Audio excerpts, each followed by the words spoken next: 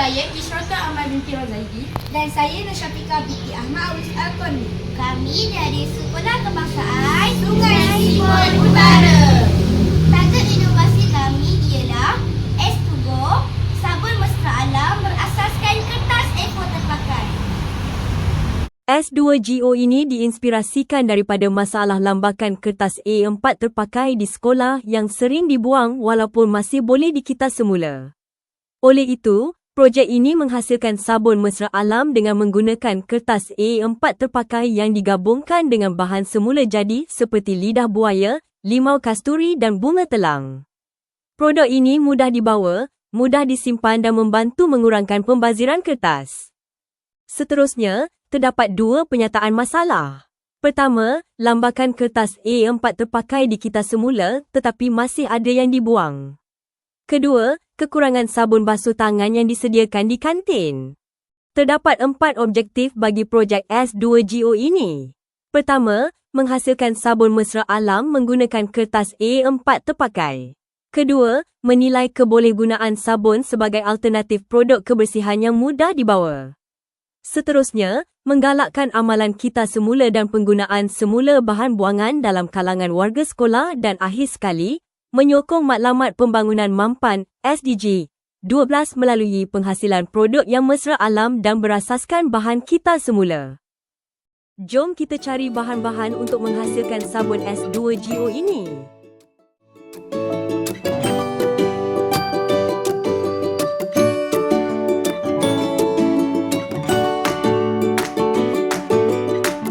Limau kasturi,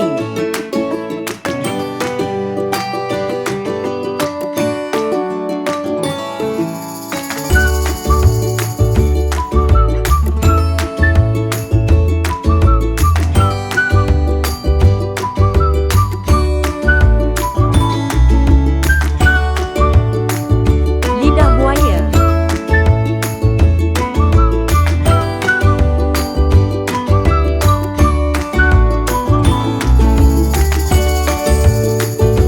bunga telang,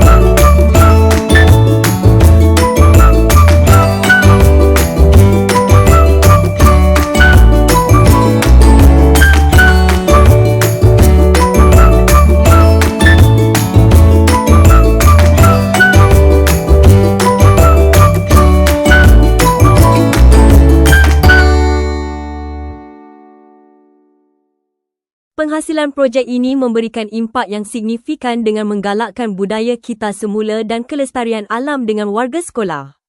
Meningkatkan amalan kebersihan tangan dalam kalangan murid dan memupuk kreativiti, inovasi serta kemahiran STEM.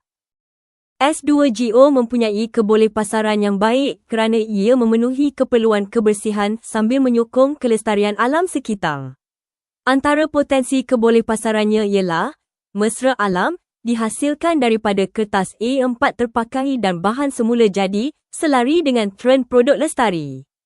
Kos penghasilan yang rendah, menggunakan bahan kita semula dan bahan yang mudah diperoleh. Praktikal dan mudah dibawa, sesuai digunakan di sekolah, pejabat, ketika melancong atau aktiviti luar. Menyokong amalan kebersihan, menjadi alternatif sabun yang mudah diakses, terutama di tempat yang kekurangan sabun. Sasaran pasaran yang luas, berpotensi dipasarkan kepada sekolah, institusi pendidikan, agensi kerajaan, organisasi yang menjalankan program kelestarian dan orang awam.